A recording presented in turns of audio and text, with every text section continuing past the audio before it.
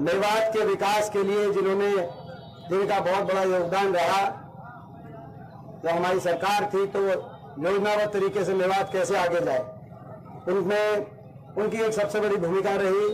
आफ्ताब अहमद जी हमारे लोकप्रिय विधायक, जिनको बहुत बधाई देता हूं और आप सबको बहुत बधाई देता हूं, क्योंकि ये सही कह रहे थे आफ्ताब जी कि इतनी ठंड में और इतनी धुंध में, जब ये और वो भी रात में, देखो बिल्कुल रात में पहुंच गया था पूरा मेवात 5 बजे सुबह, जब जो है, और उस दिन तो मेरे ख्याल जो है सूर्य भगवान के दर्शन भी नहीं हुए थे।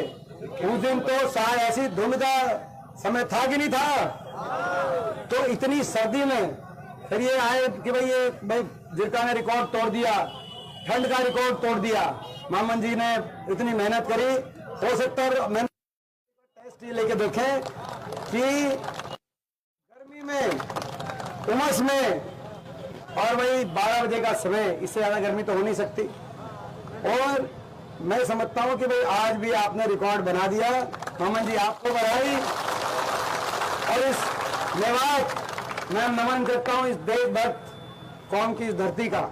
जब देश पे दुश्मन की नजर पड़ी तो अगर कोई कौम उठ के खड़ी हुई और किसी कौम ने अपने बहादुरी से, साहस से और देशभक्ति से सोने के अक्षरों में इतिहास में अपना नाम दर्ज कराया, तो वो मेवात का ये इलाका है, मेवात की कौम है।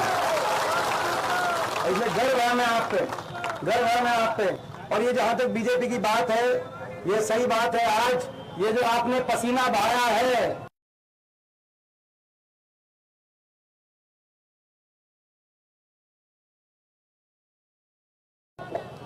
आपने पसीना 99% में बहाया, एक दो कहते हुए हम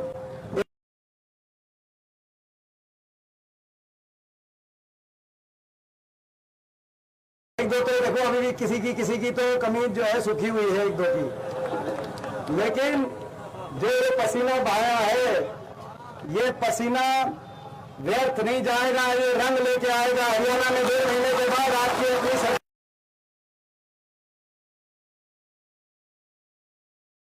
लेके आएगा, ये मैं विश्वास। केरल में नहीं, अगर इंडिया गठबंधन को सबसे ज्यादा मत प्रतिशत कहीं मिला तो वो हरियाणा की धरती पे मिला। 47.6%, 47 रिकॉर्ड बना दिया आपने रिकॉर्ड बनाया और एक संदेश दे दिया कि आने वाले समय में बदलाव हरियाणा चाहता है। हरियाणा ने मन बना लिया।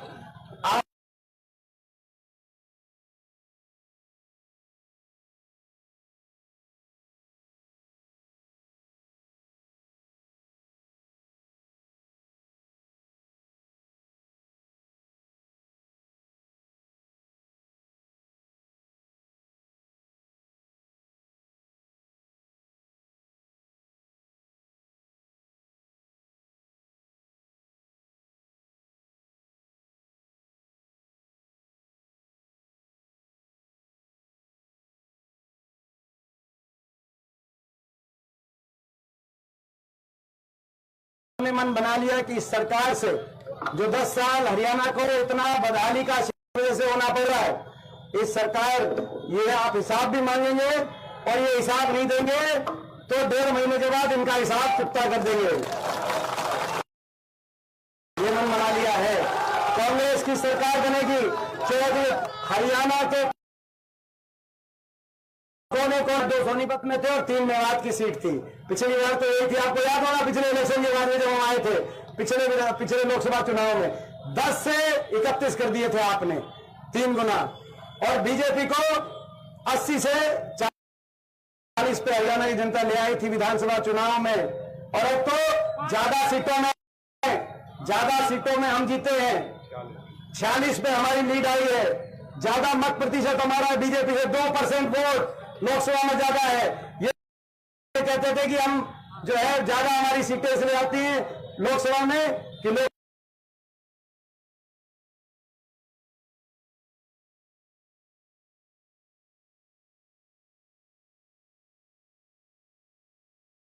में हमारे बड़े नेता है, ब्रह्मास्त्र है हमारा।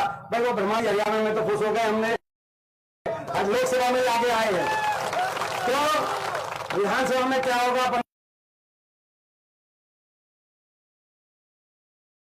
अंदाजा लगा सकते हैं। हरियाणा कोने कोने से एक ही आवाज आ रही है, बीजेपी की सरकार जा रही है,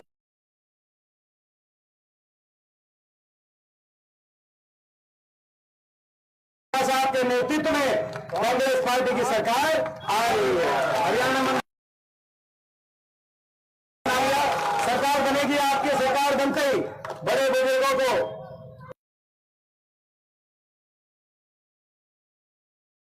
कल मैं गांव में एक गांव की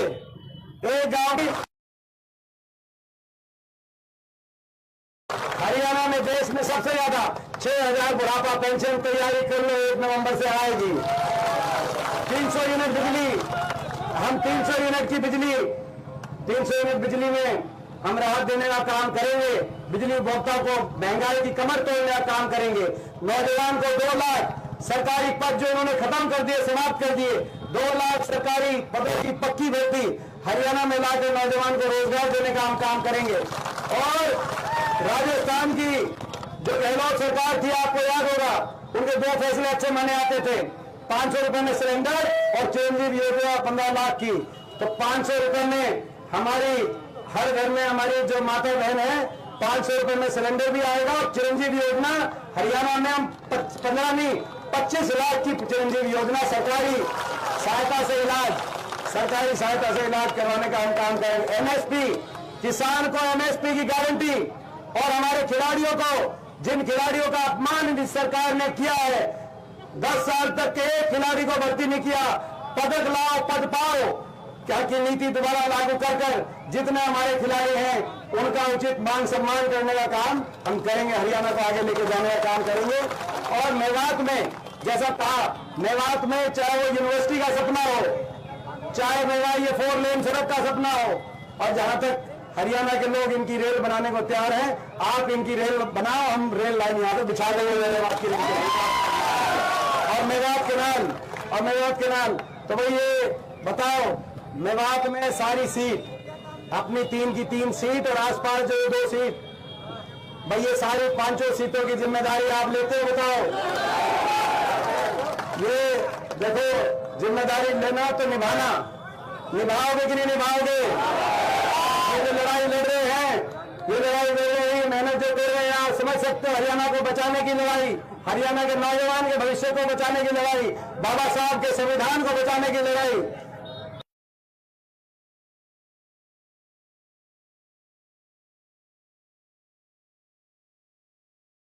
आज से 3 हफ्ते पहले एक अभियान हमारा शुरू हुआ था, तो ये पूछे थे 15 सवाल, तो बड़े सरल से सवाल हैं, उन पर जवाब देना चाहिए भाजपा को। देश में सर्वाधिक बेरोजगारी हरियाणा में क्यों है? सबसे ज्यादा महंगाई हरियाणा में क्यों है? सबसे ज्यादा देश का क्राइम रेट, सबसे ज्यादा अपराध दर आज हरियाणा में सबसे ज्यादा क्राइम क्यों है? हरियाणा में हजारों करोड़ों के घोटाले पे एक के बाद एक घोटाले, दादन खनन घोटाला, यमुनानगर खनन घोटाला, शराब घोटाला, मेट्रो रूट बदलाव घोटाला, अमृत योजना घोटाला, सफाई घोटाला, फरीदाबाद निगम घोटाला, हजारों करोड़ के ये जो घोटाले आए सामने, ये सरकार इन पे चुप क्यों है? जो जन विरोधी पोर्टल आईडीओ के माध्यम से आज जनता के चक्कर कटाए जा रहे हैं, आज जनता को परेशान किया जा रहा है। ये गुजरात में जब पोर्टल और आईडी नहीं आई, तो हरियाणा में क्यों आई ये पोर्टल और आईडी की व्यवस्था? आज जिस व्यवस्था से कैची चली लोगों के अधिकारों पर, इसी तरीके से हरियाणा को कच्ची नौकरी की राजधानी क्यों बनाया? आज हरियाणा के नौजवान को सीटी में उलझा दिया, कच्ची नौकरियों में उलझा दिया। आज आपने देखा अग्निवीर योजना आ गई, ना फौज में पक्की भर्ती हुई, कौशल निगम आ गई, ना हरियाणा सरकार की नौकरी पक्की।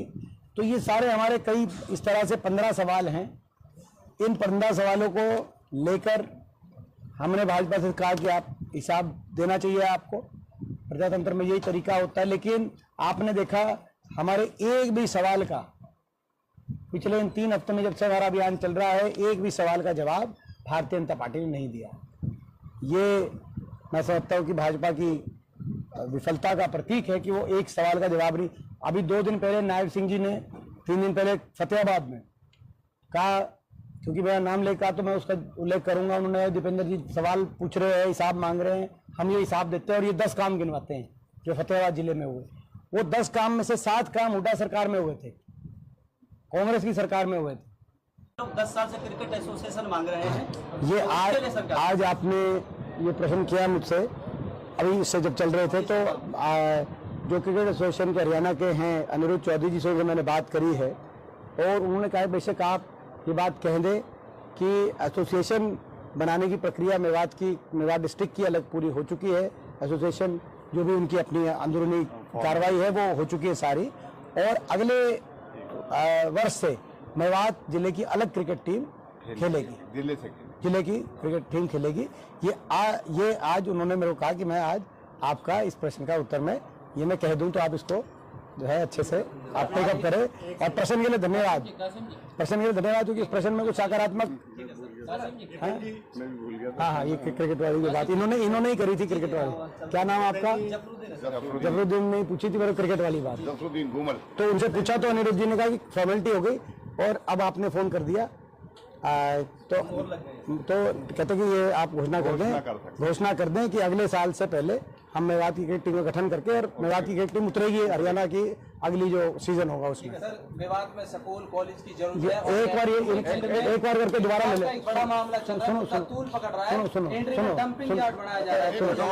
सुनो मैं कोई अपन कोई जल्दी में नहीं है, संतुष्ट करेंगे। एक बार बीच में हो गया, सुनो उनसे करके बात नहीं, सबसे लेंगे, सबसे ले लेंगे। जनता पार्टी ने 4 उम्मीदवारों की ऐलान कर दिया है। उचाना से पूर्व डिप्टी सीएम भी चुनावी मैदान में आ चुके हैं। आपका चेहरा कौन होगा? कांग्रेस कब तक मैदान में? देखिए ऐसा है कि उनका मैंने पहले कह दिया था लोकसभा से पहले कि इस पार्टी किसी भी सीट पर जमानत नहीं बचेगी, क्योंकि जो अपने मतदाता के साथ विश्वासघात करके जिस पार्टी ने भाजपा की सरकार बनवाई हो और हर कदम पे हरियाणा प्रदेश के लोगों के साथ विश्वासघात करने का उनकी कार्यशैली रही हो, आपने देखा होगा। बड़े बुजुर्गों को 5100 पेंशन कहा, लेकिन बड़े बुजुर्गों के साथ विश्वासघात, किसान आंदोलन में किसान के साथ विश्वासघात, खिलाड़ी हमारी बेटियों के आंदोलन में हमारी बेटियों के साथ विश्वासघात करने वाली ये पार्टी का एक परंपरा बनी। तो मैंने उसी समय कह दिया था और कि जननायक जनता पार्टी का जनाधार समाप्त हो चुका है और एक भी सीट पे इनकी जमानत नहीं बचेगी। वही हुआ और आज भी मैं बता रहा हूं आपको, हरियाणा में 2 ही मुकाबले हैं, तीसरा मुकाबला नहीं है हरियाणा में। पहला मुकाबला है कांग्रेस और भाजपा का, जिसमें कांग्रेस पार्टी प्रचंड बहुमत सरकार बनाने जा रही है, और दूसरा मुकाबला है नोटा का और जननायक जनता पार्टी और आईएनएलडी का। नहीं, इनकी नोटा से कम वोट आई है, तो दूसरा मुकाबला नोटा और इनका रहेगा, दिलचस्प मुकाबला रहेगा ये। तो ये एक जो है मैं समझता हूँ कि उसके ज्यादा हरियाणा में मैं कुछ नहीं कहना चाहता इस पार्टी के बारे में। गोपाल कांडा और भारतीय जनता पार्टी का गठबंधन हो गया है, उससे उनके ही कुछ विधायक नाराज बताए जा रहे हैं। क्या आपके संपर्क में है और इसके बदले को आप कैसे देखते हैं? देखिए, कांग्रेस पार्टी के संपर्क में सभी हैं, तो बहुत इसमें तो कोई, क्योंकि हरियाणा छोटा प्रदेश है, बड़ा प्रदेश नहीं है हरियाणा। हरियाणा में एक दूसरे को हम अच्छी तरह जानते हैं, सबके संपर्क में रहते हैं जो है, तो ये तो एक स्वाभाविक बात है, इसमें तो कोई।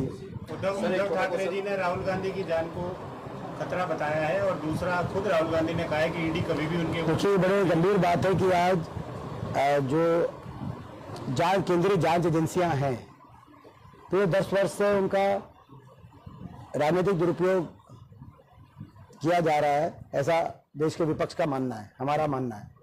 क्योंकि आपने देखा लगातार केंद्रीय जांच एजेंसियों से विपक्ष की मजबूत आवाजों को निशाने पे लिया जाता है। जिन प्रदेशों में चुनाव है वहां पर विपक्ष को निशाने पे लिया जाता है। 2 मुख्यमंत्री अंदर हो गए थे, केजरीवाल जी तो अभी भी अंदर है, हेमंत सोरेन जी अंदर हो गए थे, जिनको बड़ी जो है मशक्कत से बेल पे बाहर आए हैं।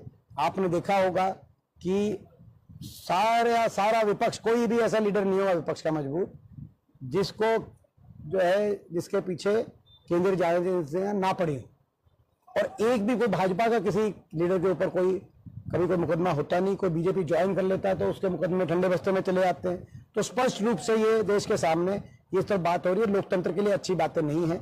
हरियाणा में भी हम देख रहे हैं 3 हमारे विधायकों पर, कांग्रेस पार्टी के विधायकों पर इस तरह की कार्रवाई की जा रही है, और तो ये अच्छी बात नहीं है और ये लोकतंत्र के लिए अच्छी बात नहीं है।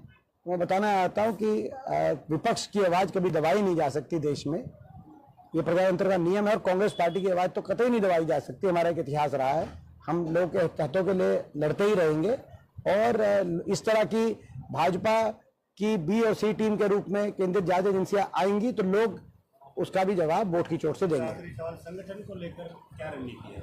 हमारा मजबूत संगठन है, ये रणनीति हमारा संगठन मजबूत है। हमें दिखा दिया लोकसभा चुनाव में भाजपा से ज्यादा मत प्रतिशत आया, भाजपा से ज्यादा विधानसभा सेगमेंट्स में हमारी लीड आई। तो यानी कि उनको तो कह रहे थे उनका संगठन हर पन्ने में है, लेकिन वो पन्नों तक रह गया, जमीन तक तो फिर हमारा ही संगठन मिला। आपने देखा तो लोकसभा चुनाव के नतीजे दर्शा रहे हैं कि कांग्रेस का मजबूत संगठन है। बाकी जो है संगठन का विस्तार का जो प्रश्न है, समय समय पर कांग्रेस शीर्ष नेतृत्व जब ठीक समझती है तो विस्तार होता रहता है। मुख्यमंत्री कहते हैं कांग्रेस पार्टी दे हिसाब मुद्दा दे हिसाब उसको क्या, ये तो आप उनकी सोच समझ सकते हैं। अब 10 साल का हरियाणा का जो हम तो हिसाब देने को तैयार हैं, हमने तो वो भी डॉक्यूमेंट छपवाया है कि हमने क्या किया, इनने क्या किया, हम तो तैयार हैं। और वो लंबा चौड़ा डॉक्यूमेंट है। एक एक क्षेत्र में हमारे समय 81 किलोमीटर मेट्रो बनी हरियाणा में, गुड़गांव, फरीदाबाद, बहादुरगढ़ जुड़ा। इनके समय 1 इंच भी मेट्रो हरियाणा में नहीं बिछी। हमारे समय 250 किलोमीटर नई रेल की लाइन बनी और 300 किलोमीटर नई रेल की लाइन मंजूर हुई जिसमें मेवात वाली। इनके समय 1 इंच भी नई रेल की लाइन मंजूर नहीं हुई। हमारे समय 4 थर्मल के और 1 परमाणु के कारखाने बने बिजली के उत्पादन को बढ़ाने के लिए। इनके समय एक कोई नया कारखाना या 1 यूनिट भी किसी कारखाने में नहीं जुड़ी। हमारे कांग्रेस पार्टी के समय पूरे हरियाणा में 7 बड़े औद्योगिक केंद्र IMT इंडस्ट्रियल मॉडल टाउनशिप स्थापित किए गए ताकि उद्योग आए। इनके समय एक भी नया औद्योगिक क्षेत्र पूरे हरियाणा के अंदर नहीं लगा। हमारे समय 4 लाख ऐसी समाज के परिवारों को, भी बैकवर्ड समाज, BCA समाज के परिवारों को 100-100 गज के प्लॉट मिले। इनके समय एक भी किसी परिवार को 1 गज का प्लॉट भी 10 साल में नहीं मिला। तो हमारा तो बिल्कुल हिसाब किताब रेडी है ये, मगर ये भी दें अपना। असली बात तो 10 साल से ये सरकार आज ये बताए देश में नंबर 1 हरियाणा आज बेरोजगारी में नंबर 1 क्यों हो गया, ये तो इन्हीं से पूछा जाएगा, ये बताए। सर यानी कि कांग्रेस पार्टी चुनाव को लेकर बात करें, लास्ट में 1.5 महीना बचा है, 1.5 महीने को लेकर सर क्या आपकी बात फेरबदल होगा? देखिए, हमारी कांग्रेस पार्टी का एक ही क्राइटेरिया है चुनाव में कि कांग्रेस पार्टी के प्रति समर्पित लोगों को उतारा जाएगा और जो मजबूत प्रत्याशी हैं, जो जिताऊ प्रत्याशी हैं, उनको विनिंग कैंडिडेट्स और कांग्रेस के प्रति डेडिकेटेड कैंडिडेट्स, ये क्राइटेरिया रहता है कांग्रेस पार्टी का। सर, मेवात इलाके से लगती हमारी 4थी 5वीं विधानसभाएं होती, कल वहां पे पूर्व मुख्यमंत्री भूपेंद्र सिंह हुड्डा हर्ष कुमार को ज्वाइन करा रहे हैं, कहीं ऐसा तो नहीं अल्पसंख्यक किसी को काफी किसी अन्य वर्ग में दिया? ये जो है मैं समझता हूँ कि ये जो है पूरे प्रदेश में जो आपकी कांग्रेस पार्टी सबको साथ लेके चलती है, सबको